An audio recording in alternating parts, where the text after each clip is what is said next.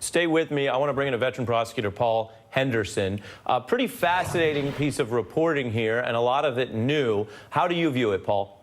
Well, I think what's really interesting is the story behind the scenes in terms of how those decisions got made, and then what is the actual behavior of Ivanka and Donald Trump Jr. I mean, to me, in terms of our first approach is, what is the standard that the DA used to make the decisions that he made? And I can tell you that the standard stays the same. It's whether or not you believe that you can prove this case beyond a reasonable doubt. Now, that's the standard, but it's subjectively interpreted. And so in this case, where you have the elected, Vance, making the decision over his prosecutors that are conducting the investigation and presumably would have been making a charging decision on their own, having that decision taken away from them by the elected official. That doesn't happen very often, but it does happen. And when that elected official makes that decision, this is what the result is. And you're saying that can certainly happen in normal course and not be anything illicit. I want to read briefly, in fairness, from the prosecutor. They basically say, look,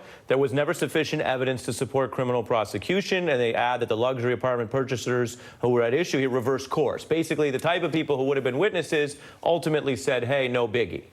Well, that's true, but the caveat to that is, one, they hadn't finished collecting all of the information from the grand jury where people would have been testifying and presumably would have been subject to possibly perjury charges. And then there's the behavior itself, which is proven that we already know about from the emails passed back and forth from Ivanka and Donald Trump Jr., indicating that they were aware of, agreed to, and had disseminated themselves these statements. And then the issue becomes, are these statements mere puffery or false statements? And if they're false statements, then it opens the door to criminal prosecution and potential civil liability. So that's the real issue, and that's the concern. And mere puffery, Jesse, is saying it's in Soho when it's just in the Holland Tunnel. You don't go to jail for that. The Trump kids, we're out of time. Did the Trump kids talk to you for this story? No, they did not.